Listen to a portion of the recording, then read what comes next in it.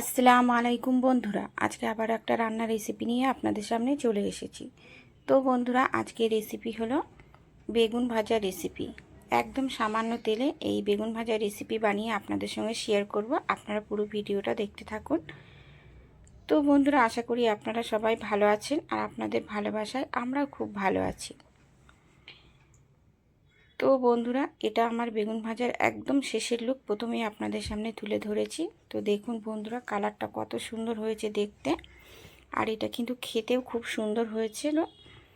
তো বেগুন ভাজা রেসিপি এইভাবে বানালে এটা কিন্তু গরম ভাতের সঙ্গে বা রুটি পরোটা সব কিছুর সঙ্গেই কিন্তু বেগুন ভাজা খেতে ভালো লাগে। তো আপনারা একবার হলে বাড়িতে ট্রাই করবেন এইভাবে।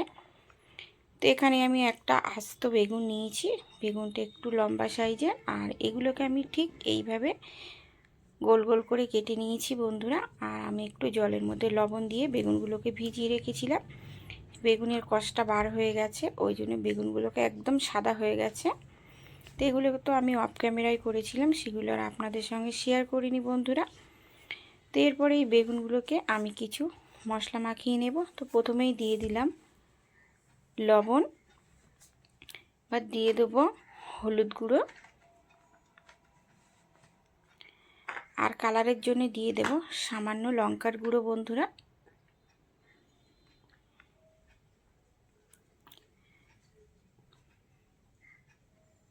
তো এরপরে আমি হাতের সাহায্যে সমস্ত বেগুনগুলোকে মশলাগুলো খুব ভালো করে মাখিয়ে নেব। তো আমি ঠিক এইভাবে সমস্ত বেগুনগুলোকেই মশলা লাগিয়ে নিয়েছি দেখুন বন্ধুরা। তো এরপর এগুলোকে আমি সাইডে 10 মিনিটের জন্য রেস্টে রেখে দেব বন্ধুরা। তারপরে আমি কিছু মশলা বানিয়ে নেব।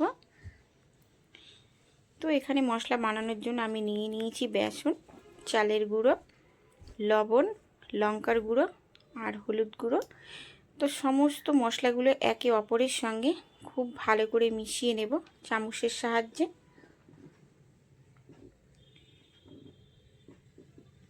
সমস্ত মশলাগুলো যেন খুব ভালো করে মেশানো হয়, আমি ঠিক সেইভাবেই চামচের আগা দিয়ে খুব ভালো করে মিশিয়ে নিচ্ছি বন্ধুরা দেখুন। তো যে সমস্ত বন্ধুরা আমার ভিডিওটা দেখতে দেখতে এই পর্যায়ে চলে এসেছে, তো বন্ধুরা প্লিজ লাইক করোনি বা লাইক দিতে ভুলে গেছো, অবশ্যই একটা করে লাইক করে দিও, কারণ আপনাদের একটা করে লাইক আমার অন্য একটা ভিডিও বানানোর জন্য উৎসাহিত করে, আমার মনের জোর বাড়ায় বন্ধুরা। তো সমস্ত উপকরণগুলো আমার খুব ভালো করে মিশানো হয়ে গেছে। তারপরে আমি একটা একটা করে বেগুন নিচ্ছি, ঠিক এইভাবে কোট করে নেব বন্ধুরা। প্রত্যেকটা বেগুন এই একইভাবেই কোট করে নেব।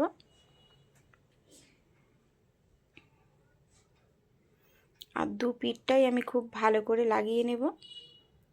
একদম সমস্ত বেগুনগুলো ঠিক এই একই রকমভাবে আমি লাগিয়ে নেব।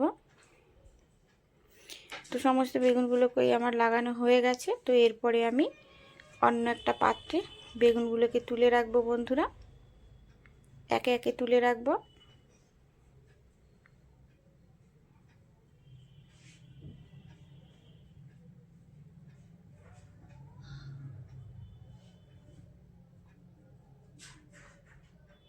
তো এই যে অন্য একটা পাত্রে প্রত্যেকটা বেগুনই আমি তুলে নিয়েছি বন্ধুরা। এই বেগুনগুলোকে আবারও আমি 10 মিনিটের জন্য রেস্টে রেখে দেবো।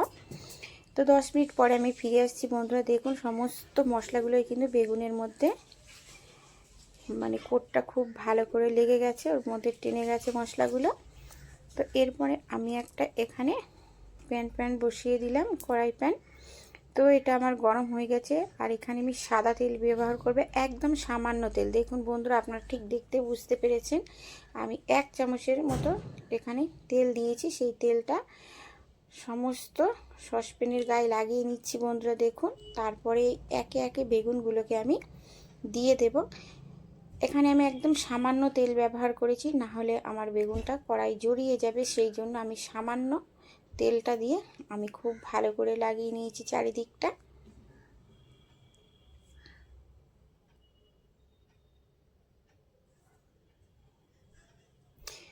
তো এরপরে আমি খুন্তির সাহায্যে আস্তে আস্তে উল্টে দেব।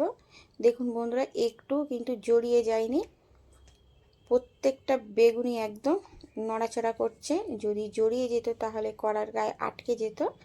তা আমি একে একে প্রত্যেকটা বেগুন আমি এইভাবে উল্টে দেব।